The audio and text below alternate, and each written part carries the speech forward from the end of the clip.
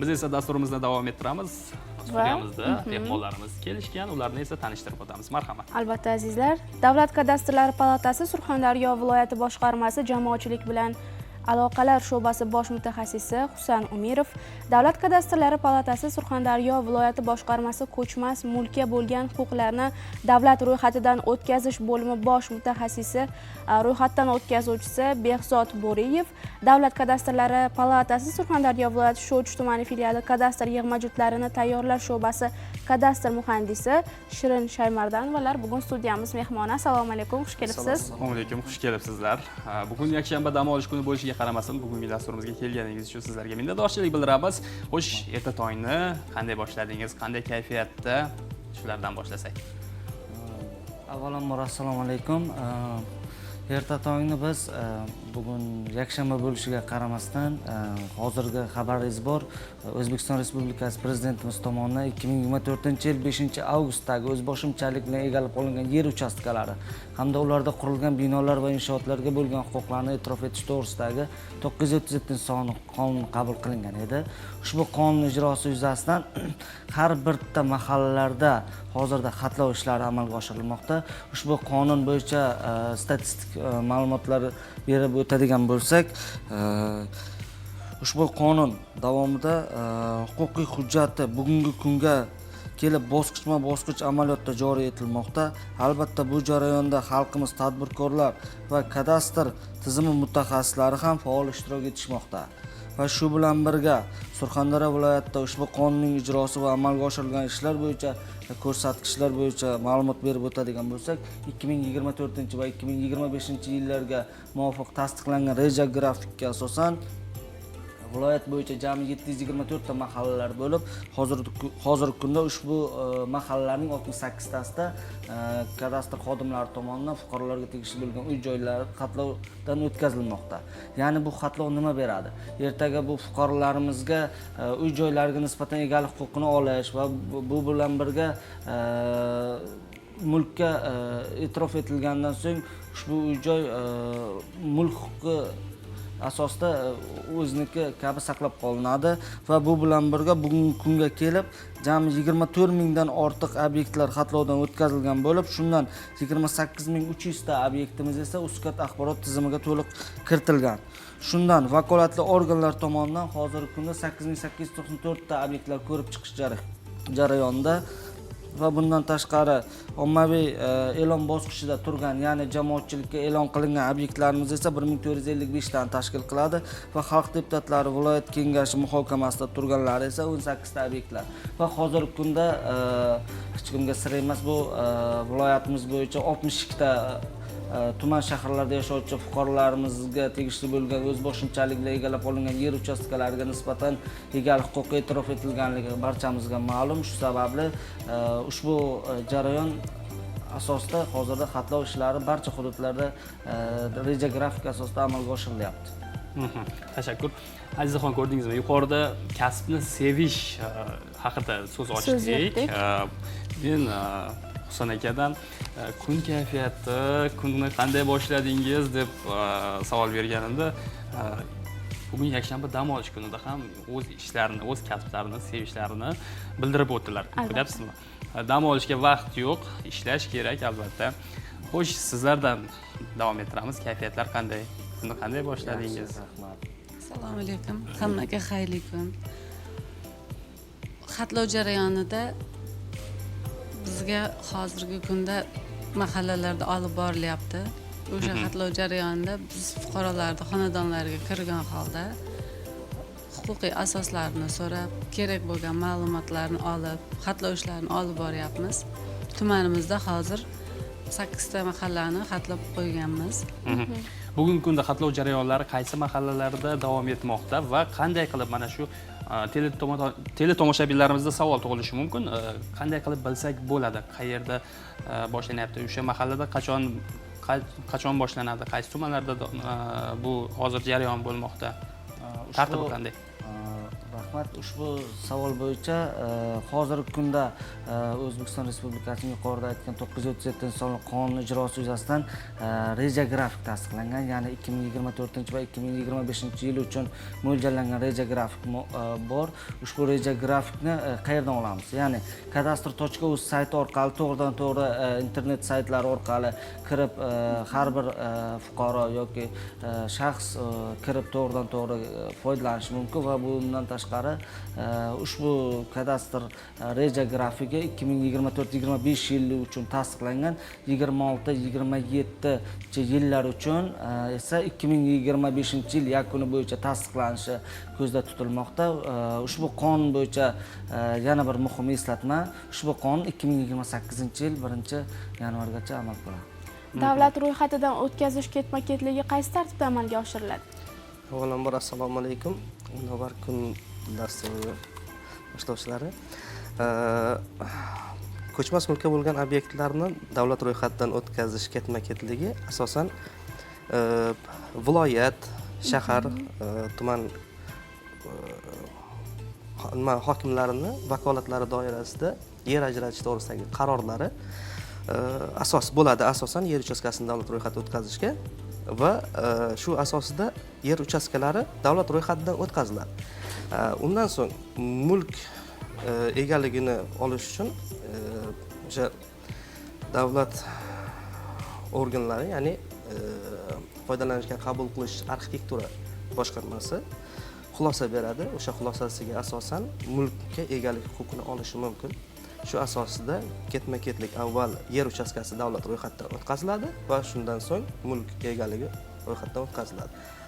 Ba'zi bir fuqarolarimiz borki, ozgina tushunmovchilik bo'lyapti. Ba'zi fuqarolarimiz yer uchastkasi ajratish to'g'risida qarorlari bor qo'lida, lekin o'sha qarori bilan avval davlat ro'yxatidan o'tmasdan turib, bino inshootlarini foydalanishga qabul qilgan holda ariza berishyapti. Bu O'zbekiston Respublikasining 803-sonli qonuni, ya'ni 2022-yil 28-noyabrda qabul qilingan qonuniga asosan 803-11-moddasini ketma-ketlikni buzilishi hamda 44-moddasiga asosan arizani rad qilishga sabab asos bo'ladi.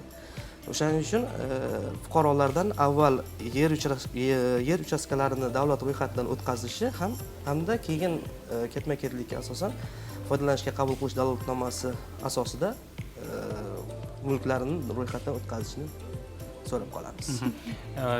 Yana savol tug'ilishi mumkin. Qonun bo'yicha fuqarolar uy-joylarini rasmiylashtirish uchun kimga yoki qayerga murojaat qilishlari kerak bo'ladi? Ushbu qonun bo'yicha aniq qilib yozib qo'yilgan. Qonunga asosan fuqarolar hamda jismoniy shaxslar hech qayerga va hech qaysi davlat idorasiga borib murojaat qilmaydi. Ushbu jarayon aniq qilib belgilab qo'yilganligi sababli kadastr xodimlarining o'zlari kerak bo'lsa mahalla, uyma-uy yurishib, har bitta xonadonni xatlovdan o'tkazishadi. Ushbu xatlov natijalarini axborot tizimiga kiritib, ijobiy xulosa olinishi belgilangan tartibda amalga oshiriladi. Tushunarli. Azizlar, dasturimiz davom etadi. Eslatib o'tamiz, ayni damda siz Munavvar kun musiqiy dam olish dasturini kuzatib bormoqdasiz va bizning Telegram a'zolarimiz faol holatda o'zingizning salom tabriklaringiz bo'lsa, undan tashqari mana mehmonlarimizga o'zingizni qiziqtirgan barcha savollar bo'lsa, bizning Telegram a'zolarimizga yozib qoldirishingiz mumkin va unga dastur davomida javob olasiz degan umiddamiz. Va marhamat, albatta suhbatni davom ettiramiz. Demak, qonun bo'yicha huquqlarni e'tirof etganligi uchun undiriladigan to'lov miqdori qancha? Albatta, buning uchun to'lov miqdori belgilangan qonuniy tartibda. Ya'ni qanday? Respublika miqyosida, ya'ni Toshkent shahridan oladigan bo'lsak, Toshkent shahrida bazaviy hisoblash miqdorining 5 baravari bilan belgilangan. Nukus shahri va viloyat markazlarida to'lov miqdori 3 baravar, bazaviy hisoblashning 3 baravar miqdorida va viloyat boshqaruvida, ya'ni bo'ysunuvda bo'lgan shahar markazlarida bazaviy hisoblashning 2 baravar. Undan tashqari qishloq ovullarda undiriladigan to'lov miqdorlari bazaviy hisoblashning 1 baravar miqdorda hisoblangan. Bundan tashqari imtiyozlar ham mavjud. Ya'ni qanday hollarda? Birinchi, ikkinchi guruh nogironlari avvalgi aksiya doirasida to'lov amalga oshirgan bo'lsa bepul va ijtimoiy himoya yagona reyestriga kiritilgan shaxslar 50% miqdorda, bazaviy hisoblash miqdorining 50% miqdorida to'lov amalga oshirishlari mumkin. Rahmat javob uchun. Mana yangi qonun bo'yicha agar yer uchastkasini hozir egallab olib, hujjat qilib olaman deb qurilish qilsam, va bu qanchalik to'g'ri bo'ladi? Ushbu savol bo'yicha qonunda aniq qilib yozib qo'yilgan 2018-yil 1-yanvargacha qurilgan uy-joylarga nisbatan huquqlar e'tirof etilishi mumkin va 2018dan keyin qurilgan uy-joylar va hozirda deb aytayotgan yer uchastkangiz esa unga nisbatan huquqlar e'tirof etilmaydi. Sababi 18 tadan ortiq ishchi guruh komissiyasi tomonidan ijobiy xulosa deb topilgandan so'ng egalik huquqi e'tirof etiladi. U jarayonda esa egalik huquqi e'tirof etilmasligi mumkin. Sababi chunki qonun bo'yicha 2018dan keyin qurilgan uy-joylar qurilganligini tasdiqlovchi O'zbek kosmik agentligi tomonidan xulosalar beriladi. Xatlov aynan qaysi mahallada, qaysi demak vaqtda amalga oshirilishi haqida qanday ma'lumotlar bera olasiz? Xatlov aynan qaysi mahallalarda amalga oshirilishi bo'yicha ma'lumot beradigan bo'lsak, fuqarolarimizga kadastr.uz va yuqorida aytganimdek kadastr.uz saytiga to'g'ridan to'g'ri ushbu saytga kiradi va ushbu saytga kirgandan so'ng batafsil tugmasi orqali kirib o'zini viloyati, tuman, shahar hamda 2025-yilda kiritib qachon va qaysi vaqtda bo'lishi bo'yicha aniq ma'lumotga ega bo'lishlari mumkin. Kadastr qilingan yerga qo'shimcha yer qo'shilgan bo'lsa, uni yana qayta kadastr qilinadimi? Shuni so'rashmoqda.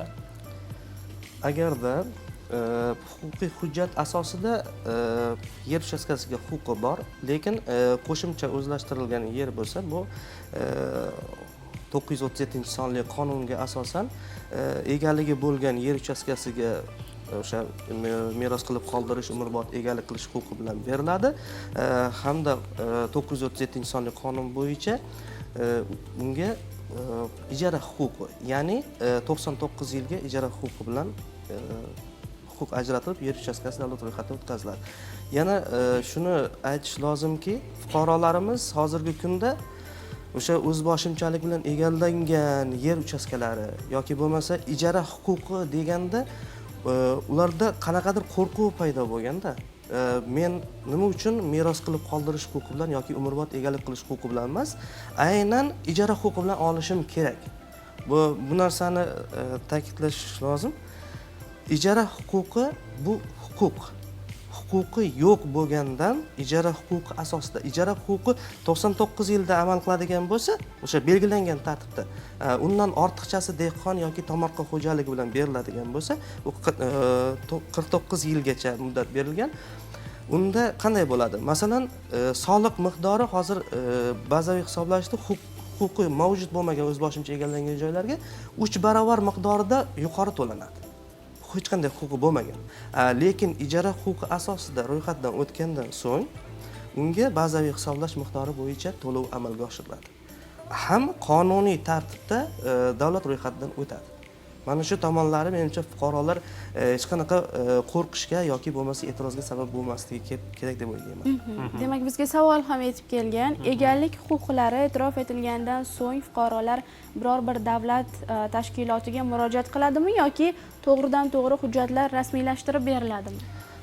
Fuqarolarga egalik huquqi e'tirof etilgandan so'ng, ya'ni ijara huquqi asosida hokimning qarori chiqqandan so'ng davlat xizmatlari markazi yoki yagona davlat interaktiv davlat xizmatlari markazi orqali ariza berishlari mumkin va bu o'sha qonunda belgilangan tartibda ketma-ketlik asosida amalga oshiriladi. Rahmat javob uchun. O'z umuman olganda sizlarning kasbingiz ham mashaqqatli kasb. Bu mahallalarda o'sha xatlov jarayonlarini olib borish bilan murakkabligi bor. Unda siz masalan qiynalmayapsizmi Shirinxon mana shu faoliyatda, mana shu kasbda ishlayotganingizda? Kasbimni yaxshi ko'rganim uchun bizga qiyinchiligi sezilmaydi. To'g'ri, o'ziga yarasha mashaqqati bo'ladi-yu, lekin baribir aslida bizning kasbimiz juda qiziqda. Agar kasbni ichiga kirsangiz, charchoq bilinmaydi. Xuddi shunday o'z kasbini sevgan insonlar charchoq bilmay faoliyat yuritishadi. Albatta. Bugungi dasturimizga kelganingiz uchun sizlarga minnatdorchilik bildiramiz. Ajoyib suhbat uchun, ma'lumotlar uchun. O'ylaymizki, bizni kuzatayotgan aziz teletomoshabinlarimiz o'zlarini qiziqtirgan savollarni mana shu sizning mana shu aytib o'tgan ma'lumotlaringiz suhbatimiz orqali bilib olishdi. Va suhbatimiz so'ngida marhamat sizlardan kun tilaklari, salom, tabriklar bo'lsa tinglaymiz. Fuqarolarimizdan shuni so'rab qolgan bo'lardikki, ushbu qonun yuzasidan hozirda xatlov ishlari amalga oshirilyapti har bitta hududda. Shu asosda bir qancha tavsiyalarimiz bor.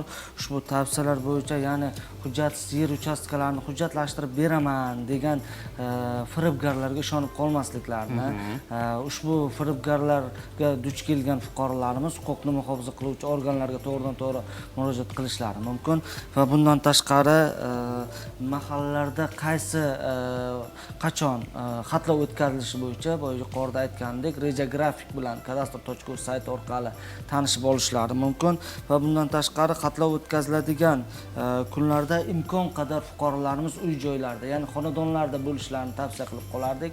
Sababi bizning kadastr xodimlarimiz tomonidan uy joylarni xatlovdan o'tkazishga xonadonlarga bir necha bor borishmoqda. Ya'ni ushbu holat bo'yicha kadastr xodimlarini bir uyga 1-2-3 marta borib kelishni oldi olinardi va ish unumdorligi o'sardi va bu bilan birga ma'lumotlarni jamoatchilikka e'lon qilingandan so'ng, jamoatchilik degani ya'ni xalqimizga e'lon qilingandan so'ng mahallalarda e'lon peshtaxtachalari bor. Ushbu bo'yicha fuqarolarimizda e'tiroz va shikoyatlari mavjud bo'ladigan bo'lsa, 1 oy ichida e'tiroz va shikoyatlarni qoldirishlari mumkin. Va bundan tashqari o'z boshimchalik bilan egallab olingan yer uchastkalari va binolarga nisbatan huquqlarni e'tirof etish maqsadiga muvofiq deb topilgandan so'ng fuqarolarning telefon nomerlariga SMS xabarnoma keladi. Ya'ni to'lovni o'z vaqtida shuncha to'lov mavjud, ushbu to'lovni amalga oshirishi so'raladi deb invoice raqami bilan to'lov xabarnomasi keladi. Ushbu to'lovni belgilangan vaqtda to'lab berib, egalik huquqlarini e'tirof etishlari mumkin. Marhamat, sizlardan ham Kun takliflar, tilaklar bo'lsa tinglaymiz. Biz asosan joyga chiqib o'rganish jarayonida fuqarolardan shuni so'rardikki, bizga taqdim etadigan hujjatlar, misol uchun fuqaroligini tasdiqlovchi hujjatlari yoki marhum bo'lsa, uni marhumlik to'g'risidagi guvohnomalari, o'shalarni taqdim qilsalar, kerakli ma'lumotlarni bersalar, bizning ishimiz ham yengillashardi, o'zlariga ham yaxshi bo'lardi. Marhamat. Avvalo kun hikmati ko'rsatuv boshlovchilari hamda ushbu ko'rsatuv mutasaddilariga rahmat aytib qolamiz. Bizni bu yerga suhbatga taklif qilib, xalqimizga yana bir bor biz o'zimizda tug'ilgan savollarni ularga Oynai jahon orqali yo'llab oldik hamda yana shuni aytib o'tishimiz kerakki, fuqarolar davlat ro'yxatidan o'tkazuvchini uyiga qabul qilishda e'tirozlar paydo bo'lib qolyapti. Nimaga? Yaqinda huquqiy hujjat asosida davlat ro'yxatidan o'tkazdi, lekin aynan 937-sonli qonun bo'yicha yana qayta xatlovdan o'tkazishda borganda fuqarolarda shubha paydo bo'lib qolyapti. Meni